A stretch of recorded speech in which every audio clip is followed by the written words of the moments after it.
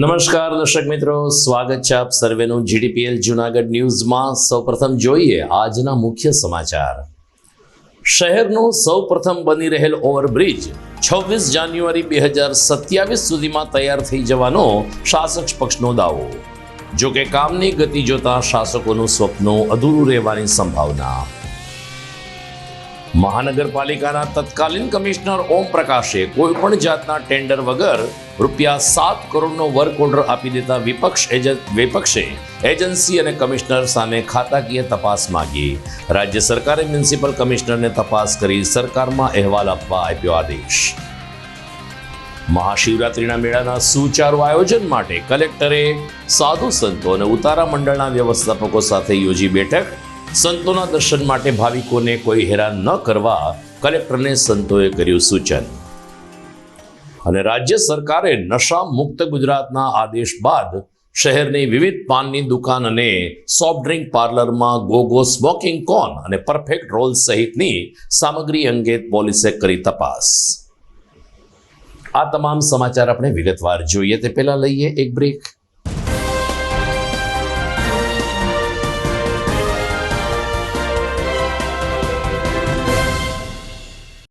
અભિનંદન વેવાય, એ આજનો દિવસ આપણા માટે ખૂબ શુભ છે, કેમ કે તમારી દીકરી નિશા અને મારા દીકરા સંજુના લગ્નની તારીખ નક્કી થઈ ગઈ ને।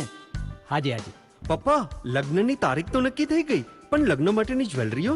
સંજુ બેટા, તારા દાદાજીના વખતથી ચોકસી હીરાલાલ મકનજીની જૂની પેઢી છે ને, એની સાથે આપણો વર્ષો જૂનો ઘરોબો છે, જે અત્યારે જય ભવાની જ્વેલર્સના નામે ફેમસ છે બેટા। જય ભવાની જ્વેલર્સ મતલબ ચોકસી બજાર જૂનાગઢ? તમે પણ જય ભવાની જ્વેલર્સ સાથે? અમે ભલે રાજકોટના હોઈએ, પરંતુ જય ભવાની જ્વેલર્સ સાથે અમારો પરિવાર પણ વર્ષોથી સંકળાયેલો છે, જ્યાં છેતરાવાની કોઈ શક્યતા જ નથી। આને કહેવાય સોનામાં સુગંધ ભળી। વાવ બેટા, ચાલો આપણે સૌ જઈએ જય ભવાની જ્વેલર્સના શોરૂમ પર। તમે લોકો જઈ આવો, હું રસોઈ બનાવી રાખું। લક્ષ્મી, આપણા દીકરાના લગ્નમાં થોડા દાગીના તારા માટે થઈ જાય હે? ચાલો મમ્મી। ચાલો ચાલ બેટા।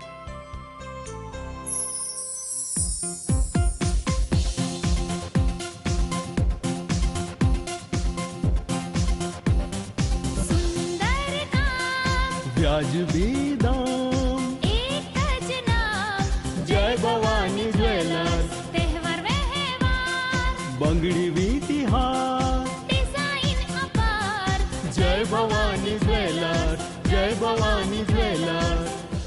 એક્સક્લુઝિવ દાગીના ખરીદવા માટે વિશ્વાસપાત્ર એક જ નામ, જય ભવાની જ્વેલર્સ, ચોકસી બજાર જૂનાગઢ।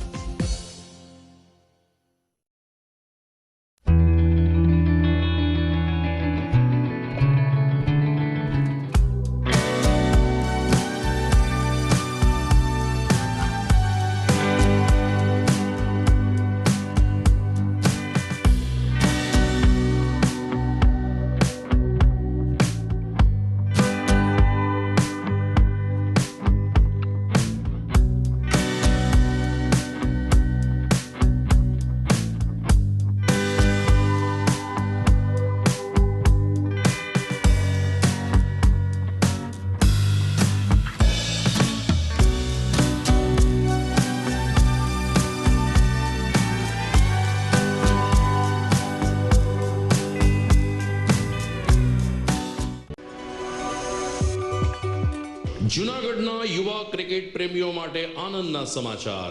જૂનાગઢમાં સૌ પ્રથમ વખત શરૂ થઈ ચૂક્યું છે box cricket. The fun Leo resorts and ક્લબના ભવ્ય ટેરેસ ઉપર બોક્સ ક્રિકેટ।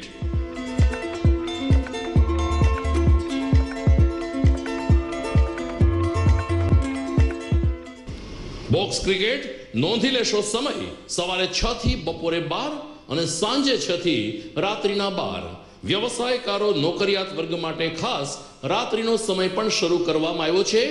એક વખત અચૂક રમો બોક્સ ક્રિકેટ। યુવા ક્રિકેટરોને ઉત્તેજન આપતા the fun Leo resorts and ક્લબના આ નવતર અભિગમમાં જોડાઓ અને બોક્સ ક્રિકેટનો આનંદ માણો।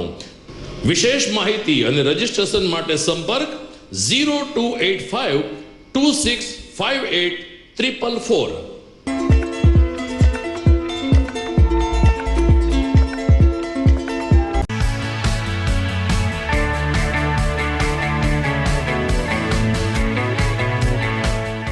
છે ને એકદમ જોરદાર ફૂલેલા દડા જેવી પૂરી અને ચટપટું ઘર જેવું જ શાક. આજે તમને મુલાકાત કરાવું ઝાંઝરડા રોડ ઉપર આવેલી મોડર્ન પૂરી શાકની. અહીંયા સવારમાં 9 થી લઈને સાંજે 10 વાગ્યા સુધી એકદમ એવન ટેસ્ટમાં લોકોને પ્રેમથી પૂરી શાક ખવડાવવામાં આવે છે. શાકમાં તમને 3 ઓપ્શન મળી રહેશે, તેમજ દરરોજ અલગ અલગ ઓપ્શન હશે, અને જોડે જોડે તમારી સામે જ લાઈવ ગરમા ગરમ ફૂલેલા દડા જેવી પૂરી તમારી ડીશમાં આવે પછી જીભ થોડી હાથ મારીએ બોસ. જોડે પાપડ, સલાડ, છાશ, દહીં, શ્રીખંડ પણ મળી જશે. તેમજ શિયાળાના લીધે ઓળો અને રોટલો પણ અહીં મળી જશે. તો પછી બોસ જરૂરથી પહોંચી જ જજો.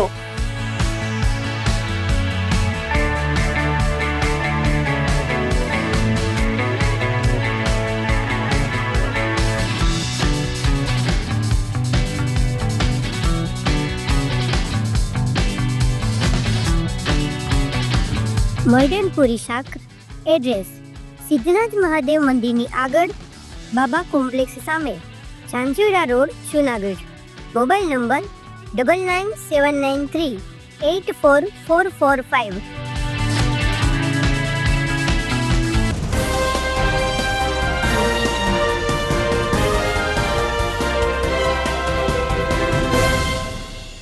હવે જોઈએ સમાચાર વિગતવાર.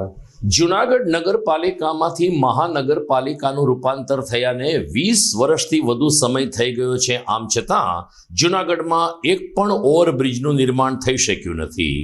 નવાબી કાળની આ ભૌગોલિક પરિસ્થિતિને કારણે વારંવાર ટ્રાફિક જામના દ્રશ્યો સર્જાય છે. ત્યારે વર્ષોની પ્રતીક્ષા બાદ જુનાગઢમાં જોશીપુરાથી ગાંધી ચોક સુધી ઓવરબ્રિજ બનાવવાની કામગીરીની શરૂઆત કરવામાં આવી છે. લગભગ જોશીપુરાના વિસ્તારના રહેવાસીઓ 2 કે 3 ફાટકને કારણે દિવસ દરમિયાન બાનમાં આવી જતા હોય છે. ત્યારે આ ઓવરબ્રિજ બનવાથી ટ્રાફિક સમસ્યા હળવી થશે ને જોશીપુરા લોકોને રાહત મળશે તેવા દાવા સાથે મેયર ધર્મેશ પોશિયાએ કહ્યું છે કે 2027-26મી જાન્યુઆરી સુધીમાં આ ઓવરબ્રિજ તૈયાર થઈ જશે. મ્યુનિસિપલ કમિશનર તેજસ પરમાર તેમજ મેયર સ્થાયી સમિતિ ચેરમેન, શાસક પક્ષ સહિતના પદાધિકારી અધિકારીઓએ તાજેતરમાં જોશીપુરા ફાટક પાસે ઓવરબ્રિજની કામગીરીનું નિરીક્ષણ કર્યું હતું. ઓવરબ્રિજ તૈયાર થઈ જવાનો દાવો કરવામાં આવ્યો છે. હાલ જોશીપુરાને ઘણો સમયથી જે ફાટકના પ્રશ્નો હતા કે જુનાગઢ અને જોશીપુરા 2 ભાગમાં ડિવાઈડ થઈ જતું ફાટક વારંવાર બંધ થવાથી તેને ધ્યાનમાં રાખી સરકારશ્રી દ્વારા બ્રિજ મંજૂર કરવામાં આવ્યો અને બ્રિજનું કામ પણ ફૂલ જોશથી ચાલુ છે. હાલ અમે આજે જ કોર્પોરેશનના 5 પદાધિકારીઓ, કમિશનરશ્રી અને પ્રમુખશ્રી વિઝિટ કરવા ગયા હતા. ત્યાં એના કોન્ટ્રાક્ટરનો પણ સાથે રહ્યા અને વહેલી તકે પૂર્ણ થાય. ધારો કે અમે એને અલ્ટિમેટ આપ્યું છે કે અમારે 26 જાન્યુઆરી 2027ના અમારે ખુલ્લો જોશીપુરાની જનતાઓ માટે ખુલ્લો મૂકવાનો છે, જેથી કરીને જોશીપુરાની જનતાઓને જે સપનું હતું કે ફાટક મુક્ત જોશીપુરા હોવું જોઈએ એ 26 જાન્યુઆરી 2027ના એ લોકોનું સપનું પૂર્ણ થશે. અને અમુક ડિપાર્ટમેન્ટની જે જગ્યા આવતી હોય એને ધ્યાનમાં રાખી કમિશનરશ્રીને સાથે વાતચીત કરીને વહેલી તકે એનું નિરાકરણ આવે અને કામગીરી ફૂલ જોશથી થાય અને આવનારા દિવસોમાં ઝડપથી કામગીરી પૂર્ણ થાય. અને જે અમે કીધું છે કે 26 જાન્યુઆરી 2027ના પૂર્ણ થઈ જશે એ 100% 26 જાન્યુઆરી 2027ના પૂર્ણ થઈ જશે. કોન્ટ્રાક્ટરને પણ અમે કડક શબ્દોમાં કહી દીધું છે કે ભાઈ કોઈ પણ કાળે તમે જ્યાં જરૂર પડે ત્યાં અમને કહો, બાકી તમે આ કામગીરી ઝડપથી પૂર્ણ થાય અને અમારે જોશીપુરાના જે વર્ષો જૂનો પ્રશ્ન હતો એનું પણ સોલ્યુશન થઈ જાય. આજે જોશીપુરા જે ફાટક ઉપર ઓવરબ્રિજની કામગીરી ચાલી રહી છે તો તેની પદાધિકારીશ્રીઓ, શહેર ભાજપ પ્રમુખ, કમિશનરશ્રી તથા અધિકારીઓને સાથે રાખીને એની મુલાકાત કરવામાં આજે સવારે આવી હતી. આ ઓવરબ્રિજની કામગીરી અત્યારે પૂરજોશમાં ચાલી રહી છે. આવનારા 12 થી 13 મહિનામાં આ ઓવરબ્રિજની કામગીરી પૂર્ણ થાય અને લોકો આ ઓવરબ્રિજનો લાભ લઈ શકે તે પ્રકારની સૂચનાઓ આજે આપવામાં આવી છે. આવનારા સમયમાં જે 2 રસ્તાઓ ઉપર આ ઓવરબ્રિજની કામગીરી ચાલવાની છે તે 2 રસ્તાઓને ટૂંક સમય માટે બંધ કરીને ત્યાં પણ ઓવરબ્રિજની કામગીરી કરવામાં આવશે. એટલે આવનારા 12-13 મહિનામાં જુનાગઢની જનતાને ઓવરબ્રિજ ઉપર તેઓ સારી રીતે કામગીરી થઈ શકે એવા પ્રકારની સૂચનાઓ આપવામાં આવી છે. દરમિયાન જે રીતે ગોકળગાય ગતિએ કામ ચાલે છે, લગભગ 1.5 વર્ષ પહેલા ઓવરબ્રિજની કામગીરી શરૂ કરવાની આવી છે, ત્યારે હજુ માત્ર 25% જેટલું જ કામ થયું છે. ત્યારે હવે પછી 2026 પૂર્ણ થયા પછી 2027ના પ્રારંભે ઓવરબ્રિજ પૂરેપૂરો તૈયાર થઈ જાય તેવી સંભાવના ઓછી દેખાય છે. શાસક પક્ષનું સ્વપ્ન અધૂરું રહેશે તેમ લાગી રહ્યું છે, ત્યારે યુદ્ધના ધોરણે કામગીરી કરવી આવશ્યક છે તેવો સૂર સ્થાનિક નાગરિકોમાંથી ઉઠી રહ્યો છે. એક તરફ મહાનગરપાલિકાના શાસકો ઓવરબ્રિજનો દાવો કરે છે, ત્યારે બીજી તરફ વિરોધ પક્ષે ભૂતકાળમાં ટેન્ડરિંગ પ્રક્રિયામાં વ્યાપક ભ્રષ્ટાચાર થયો હોવાના આક્ષેપ કર્યા છે.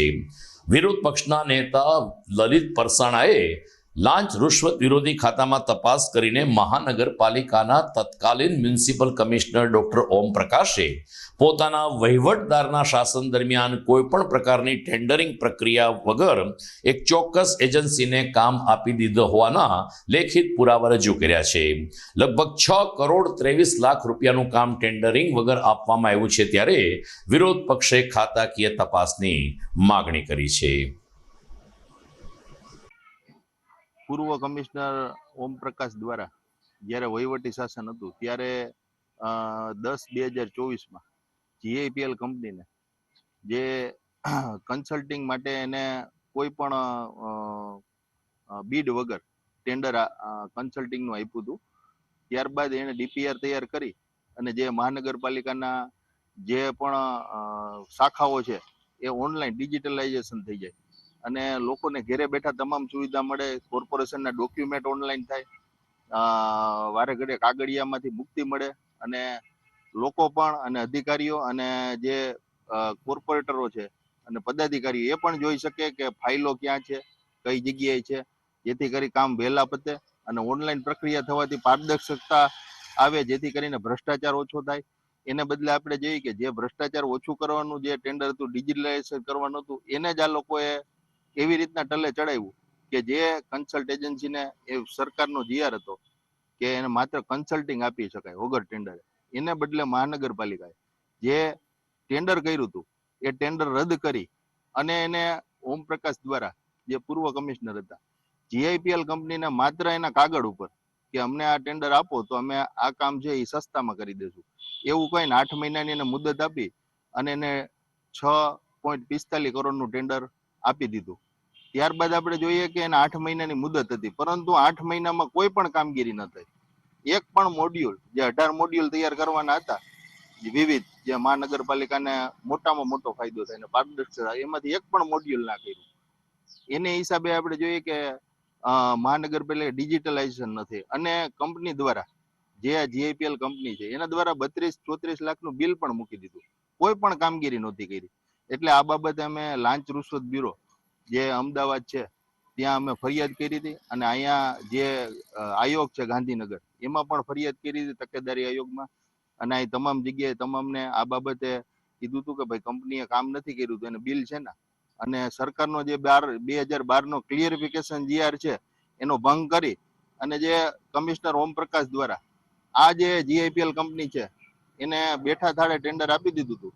તો આ ખરેખર જે છે એ મોટામાં મોટો ભ્રષ્ટાચાર હતો અને કોર્પોરેશન ડિજિટલાઇઝેશન ન થાય એવું અધિકારીઓ અને કમિશનર અને બોડી એ તમામે આવું એક કૌભાંડ છે એ મોટું આચર્યું હતું. એટલે અમે તાત્કાલિક આ બાબતે તમામ જે સરકારના જે વિભાગો છે એમાં જાણ કરી તપાસ માટે રજૂઆત કરી હતી અને લાંચ રૂશ્વત બ્યુરો અમને કાલે કાગળ મોકલ્યો હતો અને કમિશનરને પણ મોકલ્યો છે. આની તપાસ કરી અને તમામ રિપોર્ટો ગાંધીનગર મોકલવા જાણ કરેલી છે. દરમિયાન રાજ્ય સરકારે વર્તમાન કમિશનર તેજસ પરમારને આ તપાસ કરીને અહેવાલ રાજ્ય સરકારમાં સુપ્રત કરવાનો આદેશ આપ્યો છે. ત્યારે તેજસ પરમારે પત્રકારોના પ્રશ્નોનો જવાબ આપતા કહ્યું કે જે તે વખતે મ્યુનિસિપલ કમિશનરે કામગીરી કરી છે એ નિયમાનુસાર છે, કોઈ પણ પ્રકારની ગેરરીતિ કે ભ્રષ્ટાચાર થયો નથી. સરકાર માન્ય એજન્સીને જ ઓછા ભાવનું ટેન્ડર હોવાને કારણે કામ આપ્યું હોવાનો બચાવ મ્યુનિસિપલ કમિશનરે કર્યો છે. ત્યારે તત્કાલીન કમિશનરને બચાવવા માટે વર્તમાન કમિશનર મેદાનમાં આવ્યા છે અને તેમણે કહ્યું કે તેઓ સરકારમાં આ અંગેનો અહેવાલ સુપ્રત કરી દેશે. સમાચારમાં સમય થઈ ગયો છે વિરામનો.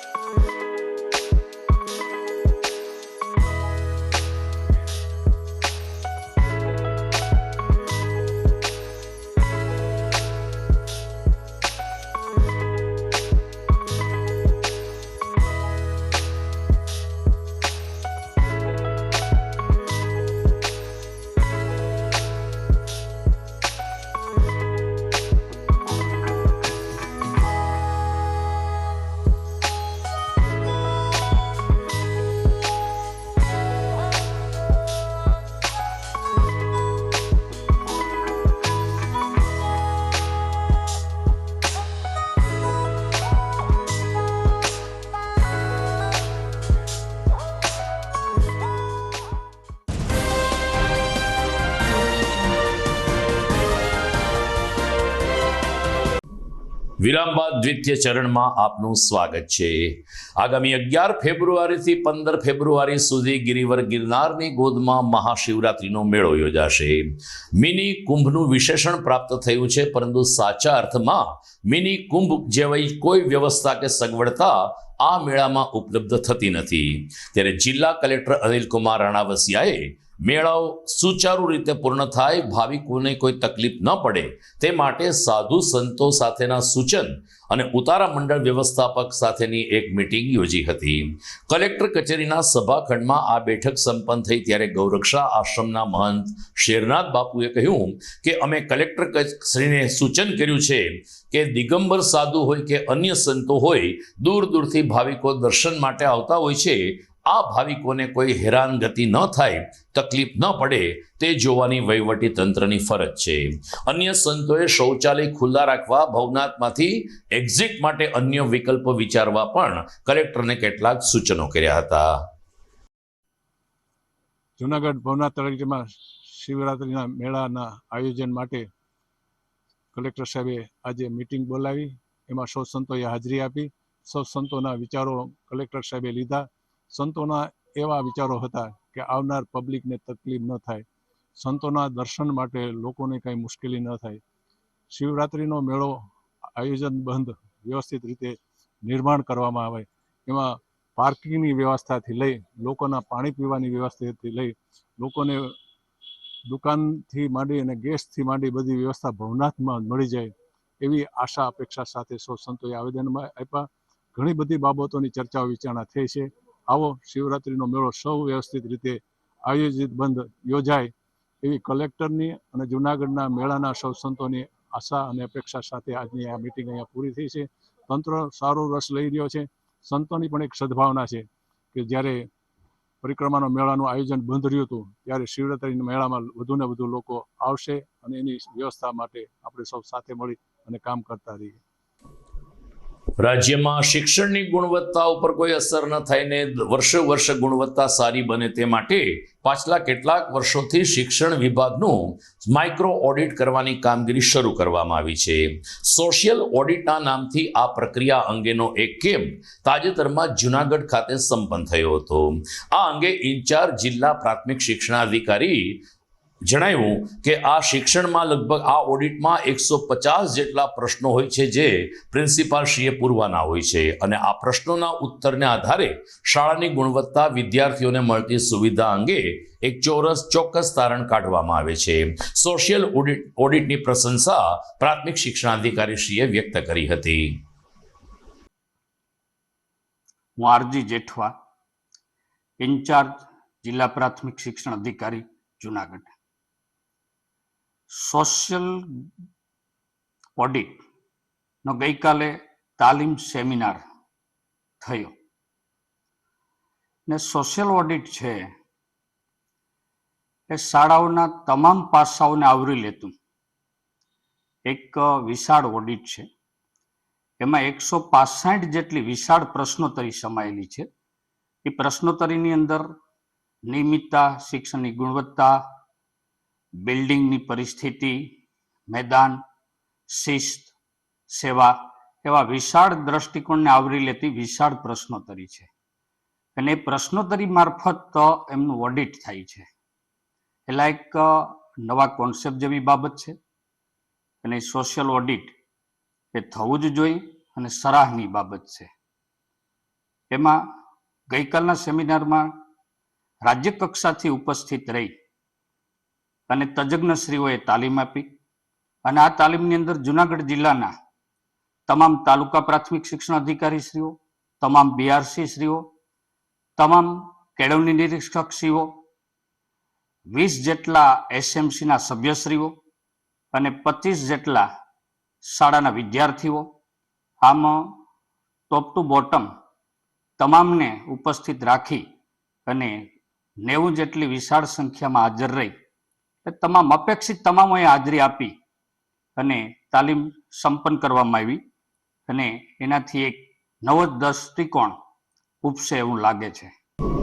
દર્શક મિત્રો, પોલીસ સમાચાર તરફ આગળ વધીએ તે પહેલા લઈએ સમાચારમાં એક વિરામ.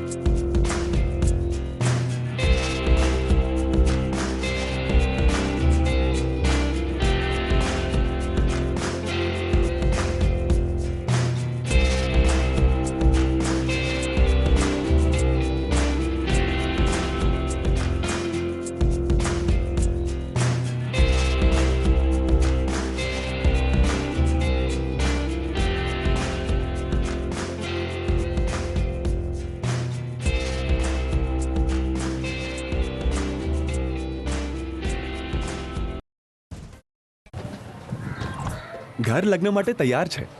બસ તારા આવવાની રાહ જોઈ રહ્યો છું. નવું ફર્નિચર, નવું ટીવી, નવો કેબલ. કેબલ? આજના જમાનામાં કેબલ? ખૂબ જ સરળ પરિવાર છે. જ્યારે આ છે તો બીજા કઈની શું જરૂર? જ્યારે આ છે તો બીજા કઈની શું જરૂરત છે? GTPL ઓફર કરે છે HD પિક્ચર ક્વોલિટી અને GTPL ની 24/7 ગ્રાહક સપોર્ટ. આ તે જમાનાનું નહીં, આ જમાનાનું કનેક્શન છે. કાલે લગન કરી લઈએ.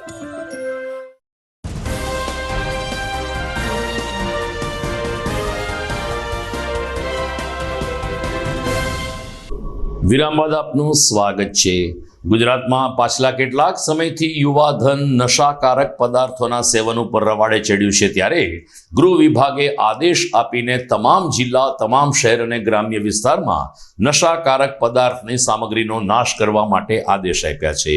પરિપત્રના અનુસંધાને રેન્જ આઈજી નિલેશ જાજડિયા અને SP સુબોધ ઓડેદરાની સૂચના બાદ જૂનાગઢ પોલીસે શહેરના અલગ અલગ વિસ્તારમાં 100થી વધુ પાનના ગલ્લા અને સોફ્ટ ડ્રિંક પાર્લર ઉપર તપાસ કરી હતી, જેમાં ખાસ કરીને ગોગો સ્મોકિંગ કોન અને પરફેક્ટ પેપર કે જે ખાસ કરીને ચરસ અને ગાંજા માટે વપરાતા હોય છે, આવી સામગ્રી જૂનાગઢમાં મળી રહી છે કે કેમ તે અંગે વિશેષ તપાસ હાથ ધરી હતી.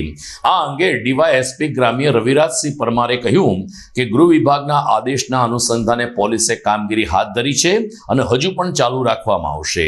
અત્યાર સુધી એક પણ દુકાનમાંથી વાંધાજનક વસ્તુ મળી નથી, ત્યારે આગામી સમયમાં પોલીસ આ ચેકિંગ કામગીરીને વધુ કડક બનાવશે તેવા નિર્દેશ રવિરાજસિંહ પરમારે આપ્યા હતા. ગૃહ વિભાગ દ્વારા 16/12/25 એટલે કે આજ રોજ એક જાહેરનામું બહાર પાડવામાં આવેલું છે, જેમાં Gogo paper, rolling roll, perfect roll જેવી વસ્તુઓ જે નશાકારક પદાર્થો છે, NDPS ના જે સબસ્ટન્સ છે તેની સાથે ઉપયોગમાં લેવાતી હોય છે. આ વસ્તુઓ જનરલી ખાસ કરીને પાન ગલ્લાની દુકાનો, પછી ખાસ કરીને બ્લિંકિટ જેવા સાધનો દ્વારા પણ કેવું કે ઓનલાઈન માધ્યમથી મંગાવી શકાય.